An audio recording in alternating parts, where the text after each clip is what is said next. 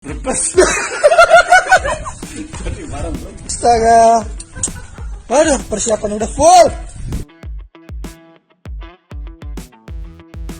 Sebuah video merekam evakuasi tim SAR di Sungai Brebes viral di media sosial. Hal itu karena bocah yang disebut-sebut tenggelam dan sedang dicari justru ikut menonton evakuasi tersebut. Video itu salah satunya diunggah oleh akun Instagram Bemo Medsos pada Sabtu 24 Februari 2024. Dalam video tampak sejumlah anggota tim SAR menyusuri sungai di Brebes untuk mencari bocah yang dikabarkan hilang tenggelam. Warga ikut menonton evakuasi tersebut di sekeliling sungai.